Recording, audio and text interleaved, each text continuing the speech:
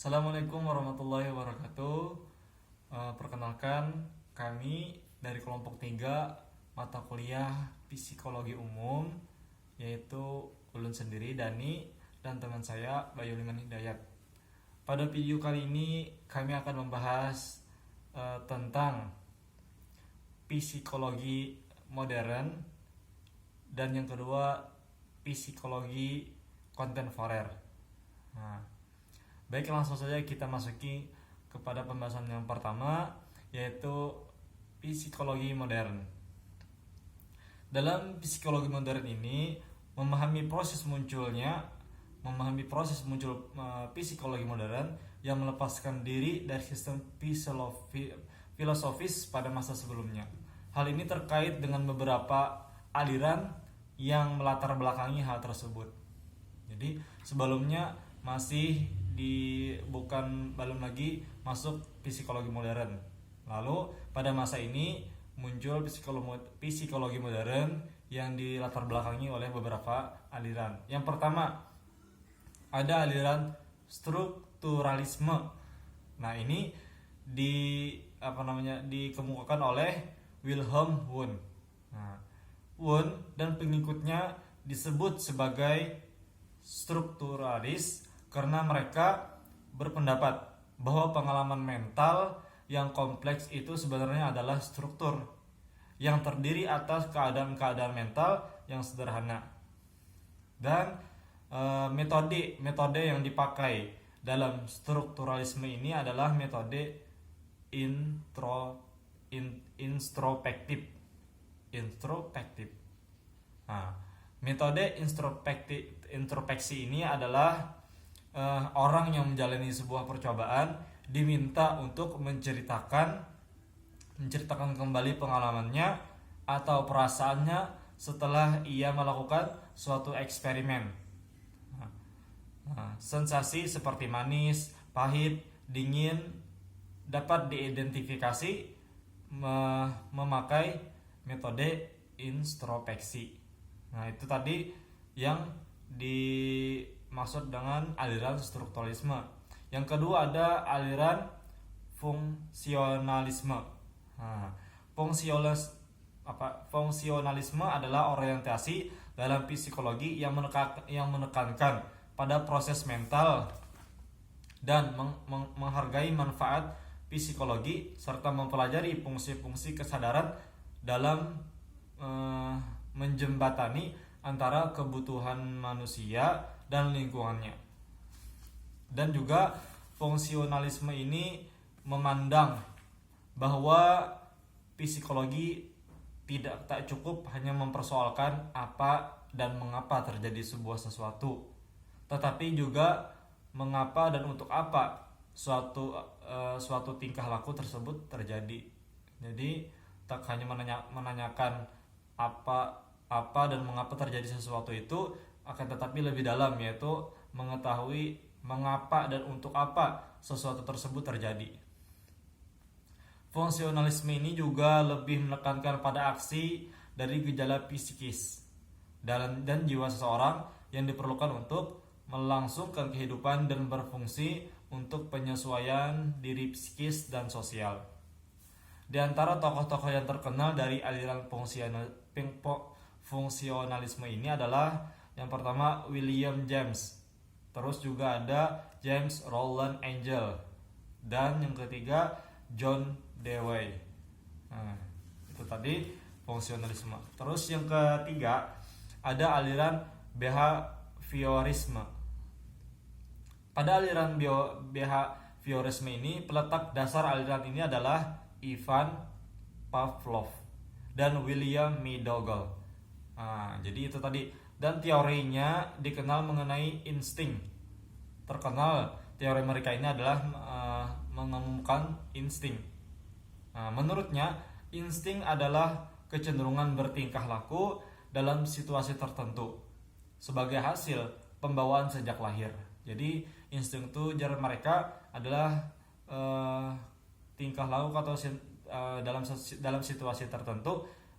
Ini adalah pembawaan dari lahir, memang sudah ada dari lahir.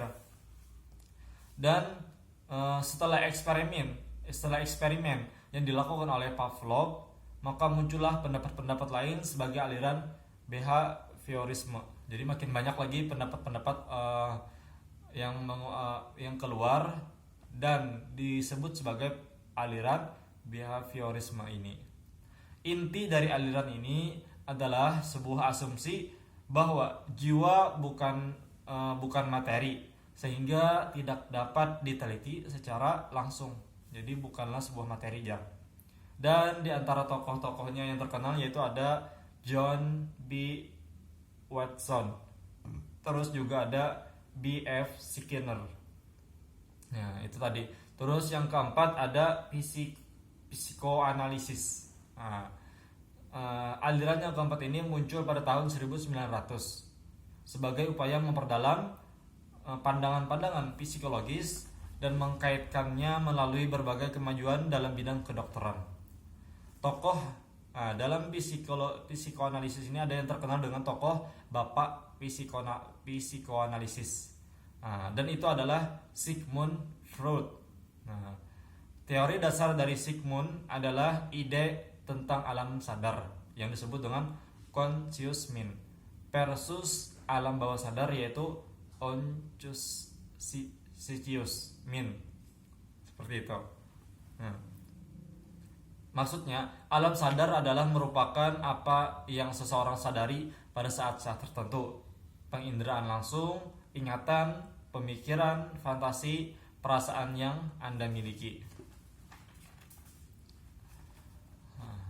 Tokoh lain dari aliran ini adalah Carl Gustav Jung.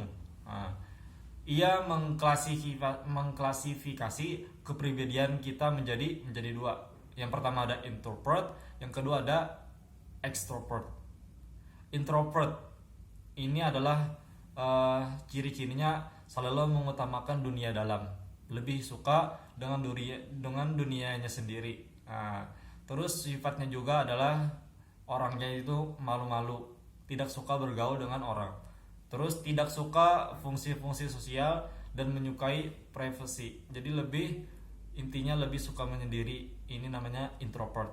Terus yang kedua, pribadi seseorang itu ada yang extrovert. Nah, ini bisa kita lihat dari sikapnya yang suka dunia luar, lebih suka dunia luar lah ibaratnya. Dan mudah bergaul, mudah mencari teman, mudah bersahabat karena suka bersosial. Terus juga menikmati aktivitas sosial serta tidak nyaman ketika sendirian. Nah, ini extrovert. Intinya sangat berlawanan antara introvert dan extrovert. Terus yang kelima ada aliran humanistik. Prinsip-prinsip utamanya adalah yang pertama, memahami manusia sebagai totalitas. Yang kedua, metode yang digunakan adalah life story. Yang ketiga, mengakui pentingnya personal freedom. Yang keempat, bersifat aktif dan dinamis. Yang kelima, pandangan humanistik banyak diterapkan dalam bidang psikoterapi dan konseling. Di antara tokoh-tokohnya adalah yang pertama ada Carl Rogers, yang kedua ada Abraham Maslow. Terus aliran yang terakhir yang keenam yaitu ada Gestalt. Kata Gestalt itu berasal dari bahasa Jerman yang kalau diartikan dalam bahasa Indonesia adalah keseluruhan, esensi, totalitas, hal peristiwa, dan hakikat. Aliran ini memandang yang utama bukanlah sebuah elemen, akan tetapi adalah keseluruhan. Metode kerjanya adalah menganalisis unsur-unsur kejiwaan. Kesadaran dan jiwa manusia tidak mungkin dianalisis ke dalam elemen-elemen. Gejala kejiwaan harus dipelajari sebagai suatu keseluruhan atau totalitas. Nah, itu tadi. Di antara tokoh-tokohnya seperti M. Wiedermann, Kafka, dan W. Kohler.